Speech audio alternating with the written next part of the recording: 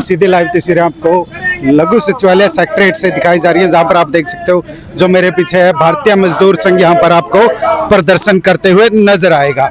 इनकी जो लंबित मांगे हैं, काफी लंबित मांगों को लेकर आज फिर ये दोबारा से पूरे भारतवर्ष में प्रदर्शन करते हुए नजर आएंगे। कैथल की बात करें तो कैथल के सेक्रेटरीट में भी है अपना प्रदर्शन कर अपनी मांग पत्र यहाँ पर सौंपेंगे। मेरा जितेंद्र वत्स, प्रदेश मंत्री भारतीय मजदूर संघ हरियाणा। सर क्यों प्रदर्शन करना पड़ा? आज पूरे भारतवर्ष में भारतीय मजदूर संघ कर्मचारी और श्रमिकों की मांगों को लेकर लगातार प्रयासरत है।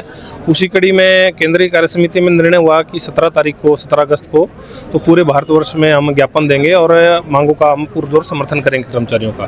चाहे केंद्र सरकार चाहे हरियाणा सरकार है, लगातार कर्मचारी का शोषण कर रही है। चाहे वो मिनिमम जो वेजेज की बात है या ईएसआई का जो दायरा है उसकी बात है, ईपीएफ का दायरा है उसकी बात है, या जो नए श्रम कानून बने हैं जो कर्मचारी हित में नहीं है, उसके लिए भारतीय मजदूर संघ लगातार इन चीज़ों का विरोध कर रहा है। जो जायज़ मांगे जो जायज़ वो है सरकार की, उसका समर्थन भी करता है भारतीय मजदूर संघ जो नए कानून आए हैं, लेकिन जो कर्मचारियों के अगेंस्ट है उसके लिए विरोध करता है। और दूसरी मांग जो हमारी हरियाणा प्रदेश की अगर बात करें तो बहुत सारी लंबित मांगे जो जायज़ मांगे कर्मचारी की वो काफ़ी समय से लंबित पड़ी हैं। सरकार और अधिकारी इसके ऊपर कुंडली मार के बैठे हुए हैं। तो हम सरकार को चेताना चाहते हैं कि अगर सरकार अभी भी नहीं संभलती है, कर्मचारियों की मांग नहीं मानती है, तो हम बड़े स्तर पर प्रदर्शन और आंदोलन करेंगे और उससे हमें कोई परहेज नहीं है। मेरा नाम ज्ञानो देवी है।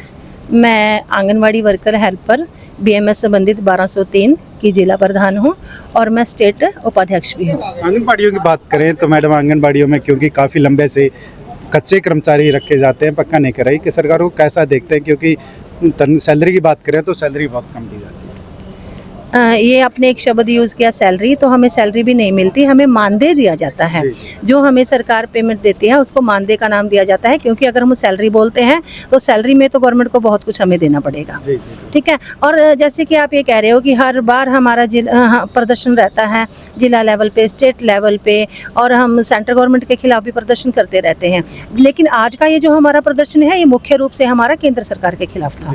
तो उसके पीछे रीज़न ये है कि जो हमारा मानदेय हमें जो देती है 3000 रुपये केंद्र सरकार देती है, लेकिन लंबे समय से हरियाणा में तो मैं ये बताऊंगी कि लंबे कम से कम 16 महीने हो गए हैं, केंद्र का जो मानदेय है वो अभी तक पेंडिंग है।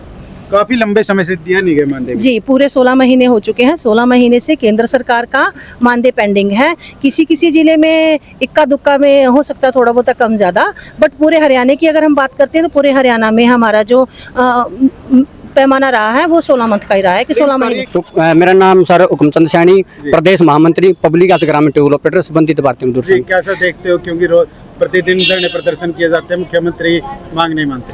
जी सर, अभी हमने पिछले 1 जुलाई को ज्ञापन दिया था और इसमें पब्लिक ग्रामीण टूल ऑपरेटर की मांग थी भी 8 घंटे ड्यूटी टूल पे की जाए और हमें भी रोजगार जो एक्ट बनाया 2024 में शामिल किया जाए।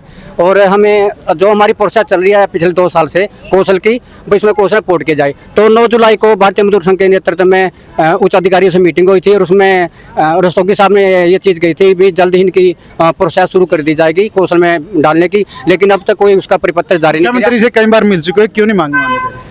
मुख्यमंत्री से भी कई बार मिल चुके हैं। सर जी बताना चाहता हूँ, या तो फिर सरकार पर बड़े अधिकारी ही का ही दबाव है या फिर मुख्यमंत्री ने खुद का इस चीज़ को करना चाहते हैं। लेकिन जब सरकार वोट लेने की बात करती है तब तो बड़े बड़े वादे करती है, लेकिन सरकार आने के बाद फिर वो सभी चीज़ें भूल जाती है। मैं सरकार से यही जताना चाहता हूँ, ये उच्च अधिकारियों को अगर जल्दी ये ग्रामीण टूल ऑपरेटर का जो कार्य है वो नहीं क्या नहीं तो फिर हम बड़े प्रदर्शन लेवल पर घेराव करेंगे, चाहे मंत्री जी का हो चाहे फिर बड़े अधिकारियों का हो। इसके लिए सरकार और प्रशासन जिम्मेवार हो गया।